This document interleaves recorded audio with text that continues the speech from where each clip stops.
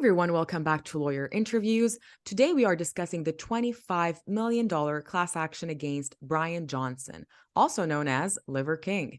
And with us today is Adam Ormland, aka Law Bulldog. Adam, thank you for joining us today. Thank you for having me. Appreciate it. Now, to give our viewers a brief context, Liver King is a fitness social media personality who advocates for an ancestral lifestyle that includes consuming significant amounts of raw meats and organs. This includes liver, spleen, pancreas, heart, and kidney, among other things. Now, due to his strong marketing, Liver King actually persuaded millions of consumers to follow his self-proclaimed ancestral tenets. And the consumers who were unable to follow the raw meat diet were directed to the defendant's supplement companies to purchase equivalent products in the promise of achieving the same results. This whole scheme made the defendant generate a revenue of approximately $100 million. Eventually, his show was interrupted when it was revealed that he regularly used a variety of drugs, including steroids and testosterone. After emails that allegedly revealed his use of steroids and hormones were made public, Liver King admitted to and apologized for his lies about the steroid use. Recently, Liver King has been reportedly hit by a class action lawsuit claiming he used deceptive marketing to promote his products.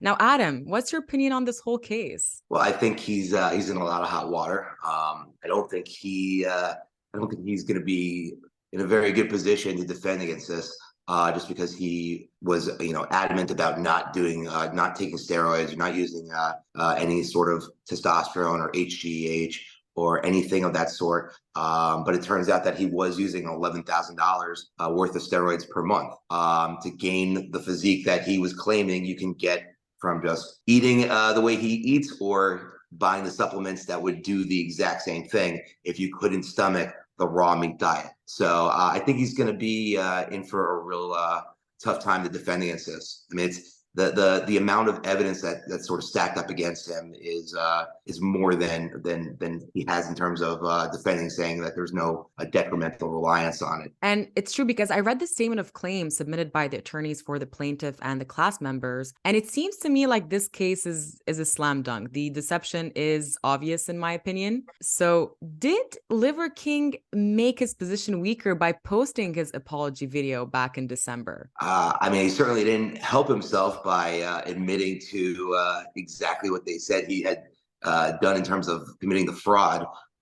So it definitely didn't help. I don't know if it's going to hurt him so much, because it seems weird. The type of apology was almost like a non-apology, and he was saying that he was doing this to bring awareness to suicide prevention. Had nothing to do with selling the supplements, but the emails from 2021 state differently, that he had this scheme going where he was going to promote his supplements through this character, and is manipulative. So it's a very strange situation why he even released that apology video. Yeah, and I almost wondered, was it a strategy? Was there a strategy behind making a public confession like that? If I was his attorney, I would have told him, don't do that. Now, not doing that would have been part of the strategy.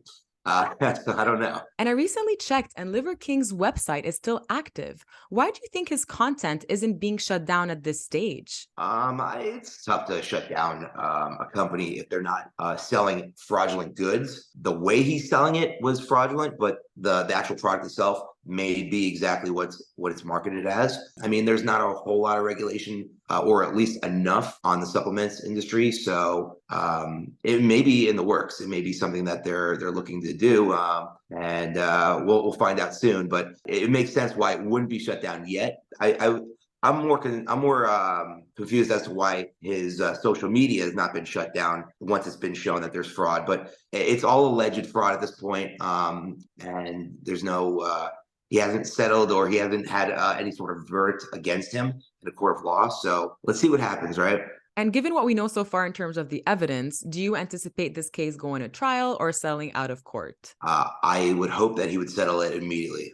The mountain of evidence against him is too much. And if he's making, or if he's claiming he made $100 million plus from the supplements, and he's only being sought after for 25 million of it, get it done immediately.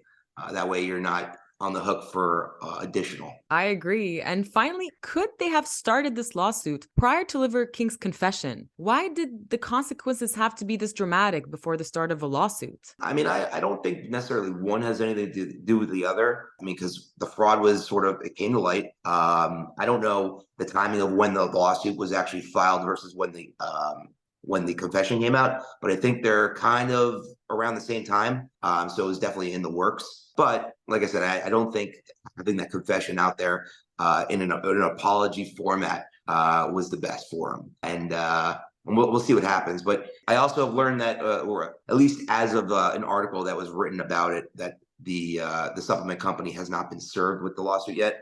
So until it's served, they're not going to answer, and then we're not going to see what actually goes on in terms of moving this towards a trial or a settlement. But it'll be really fun to watch. Oh, I can't wait to follow the updates. Yeah, well, from the law bulldog to the Liver King, get your stuff right.